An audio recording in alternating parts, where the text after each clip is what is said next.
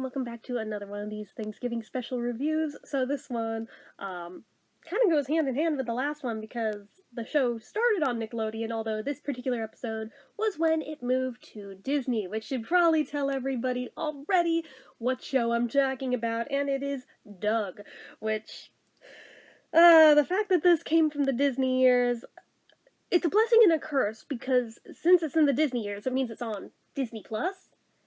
However,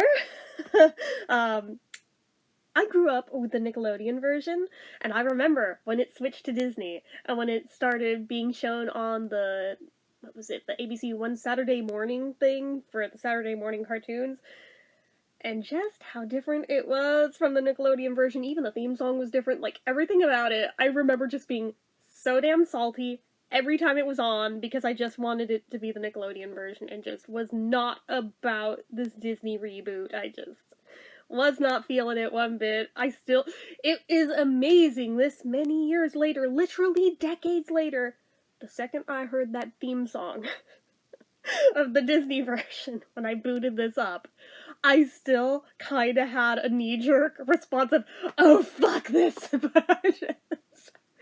I was fine, I promise I was fine, but just that initial, just visceral, instant response, still kind of resenting it, even as a grown adult. I'm like, oh my god, calm down, like, anyway. First things first, I definitely forgot that they introduced a baby sibling for Doug in the Disney version, so when I saw this baby show up, I was like, the fuck is that? The fuck is that? And the second they said the name Dirt Bike, there was some very dim flicker of recognition somewhere in the back crevices of my mind of, oh yeah, that was a thing. Oh god, I hated the Disney version so much. What was it, by the way?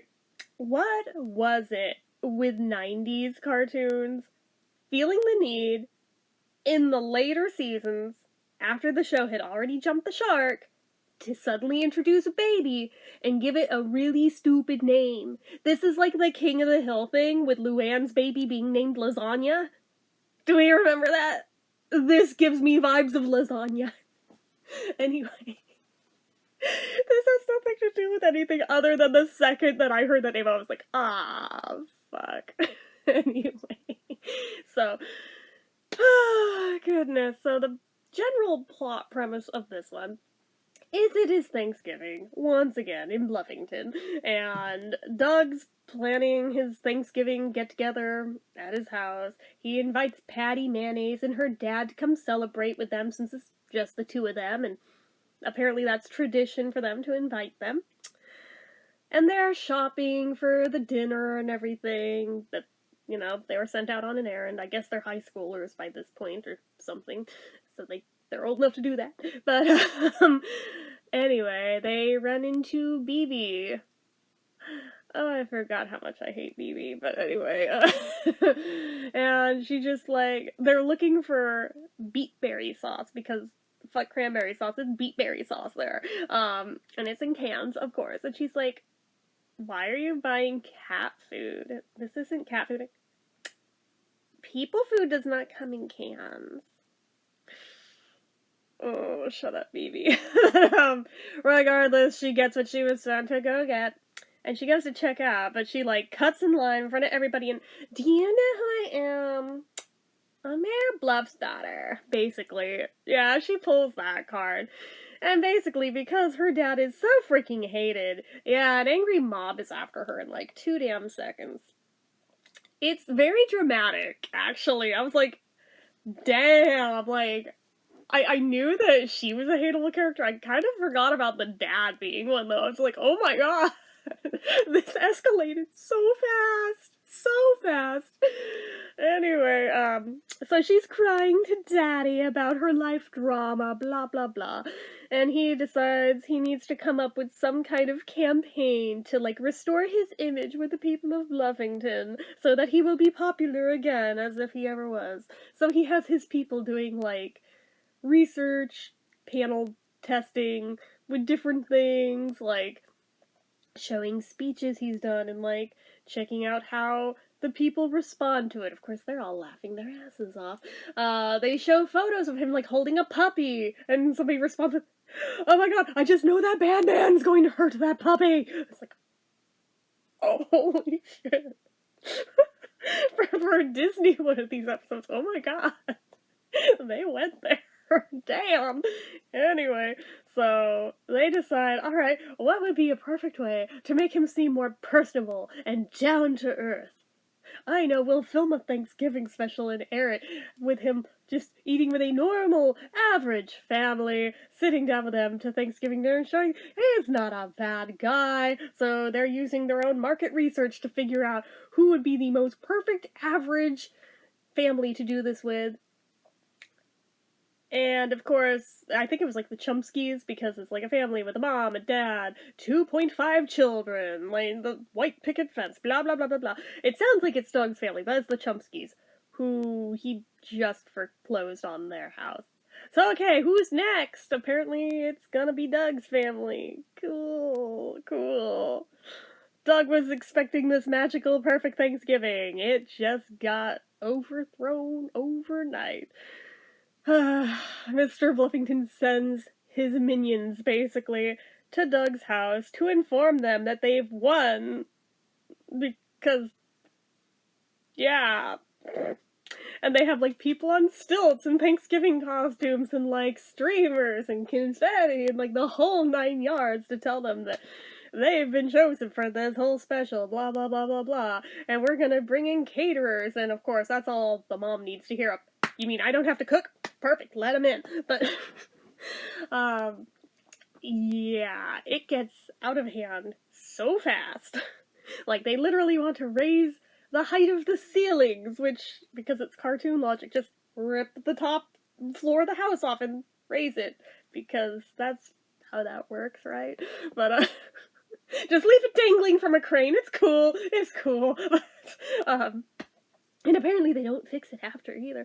But, they do that. They have this hoity-toity caterer with his whole team, like, just freaking out in the kitchen. They have, apparently, more of Mr. Bluff's minions. Oh, they caught wind of Patty's coming? Oh, let's go uninvite them behind Doug's back because, oh, her dad's in a wheelchair. That's kind of a bummer. We want Happy. That's so ableist and disgusting. I have no words. But, yeah, and that is like a whole thing. And now Patty's mad at Doug because she thinks he did this. He had no idea about it until then. So he's like, no, I invited you. He's like, yeah, well, you sent your people to uninvite me. And wait, what? No, I didn't. And of course, she won't hear it. She won't talk to him. She's giving him the silent treatment. It's a whole ass thing. Yeah, it's a nightmare. Oh, they want them to wear costumes. They want them to have scripted lines. They want them to go to the parade and everything, and wave and smile and ooh and ah at Mr. Bluffington on his float, and have Doug stand up and go wide-eyed at the camera. He's my hero! Like, yeah, right, but... And of course, this whole time, his sister Judy... I always liked her. Not just because the name, but I did always like her. Oh god, she decides, social justice warrior that she is. Apparently, I guess SJWs have been a thing much longer than I gave credit to. I guess they were a thing even in the 90s, but she is going to blow this whole thing out of the water on live TV and expose the fact that this land wasn't even originally Mr. Bluff's. It belonged to the Native Americans in this tribe, and we stole their land, and da-da-da-da. It's like, oh boy, this is gonna be a whole thing. Both parents are stressed out, pleading with her, please, for the love of God, do not do this. And she is on a mission at this point. She is going to just wreck the whole thing live on TV, and she will take it as a compliment to have done so, and an honor. Oh boy. It's just like, oh shit. Like I said, all of it spirals out of control real fast. And by the way, the bully Roger, for some unknown, inexplicable reason, has a float of himself in the parade. I don't know why. I don't know how. It's a thing, but it ends up being comic relief anyway. But, yeah, it's a whole thing. It's a whole thing. Yeah, it's its whole own B plot, but regardless. Yeah, so it gets to parade time, and all of this is so skewed, out of control. But mind you, by this point, Mr. Bluff himself is so out of touch with everything, he's completely forgotten that this special is even going to be a thing, or that he was even supposed to be eating with Doug's family, and then, oh, well, why would we do that? No, we're not. Cool, so since they're not doing that, pressure's off. No cameras for you, no one cares, nobody's bothering with you, and cool. Forget it. And of course, it's right in the middle of Judy's diatribe, so they just turn the camera off and, oh, he's not bothering with you, so you don't matter anymore. You're not a somebody anymore. Bye. Cool. Love that. However, they at least didn't take the food back that has all been prepared for this huge, ginormous feast with like a long table with like a gazillion chairs. So Doug gets the idea. I have an idea. All those people that Mr. Bluff fired and made homeless, let's invite them all over to Thanksgiving and try again for Patty, who he somehow does get to and convinces to come. And it all ends up good. But yeah, it's just like, dang, that was surprisingly more chaotic than I was expecting from Disney, of all people. But at the same time, as ridiculous of a plot as it is, I feel like the whole chaos thing with Thanksgiving is also kind of fitting since, who doesn't get all stressed out trying to prep for Thanksgiving dinner? No one, right? Literally no one. Everybody stresses out over it. As much as we enjoy the holiday, we also stress the fuck out over it. The chaos is relatable, so there's that.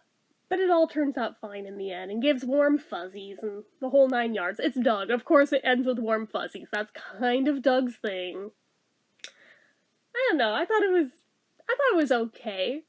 But it is from the Disney years of Doug. So I mean, just my own bias against it is like, I can't give it a perfect rating. I can't in my soul do it. I can't do it. But I'll give it a 4. It's fine. It's fun. But it is still the Disney version of Doug, which is not as good as the original. It's just not. So, anyway, those are my thoughts on it. It's easily accessible if you have Disney Plus. I think it's in the 2nd season that's on there, if I remember right. Pretty sure it is. But yeah. Anyway, if you want to see it, that's where to find it. There's probably other places to not as legally find it too if you don't have Disney Plus, but I am not here to condone that. Wink, wink, nudge, nudge. But anyway, that's it for this one. So, you know what to do. If you like this video, go ahead and give it a like. If you're not already and you'd like to be, click subscribe. Hit that notification bell icon so you never miss an upload. Leave comments down below. Make sure you're following my social media accounts, my Facebook fan page, my Twitter, my Instagram, my eBay, my Reddits, everything and more. It's all down below. And if you like what I do here on this channel and you'd like to help support it, the donation link, as always, is down in the description. Anyway, guys, until next time, see ya.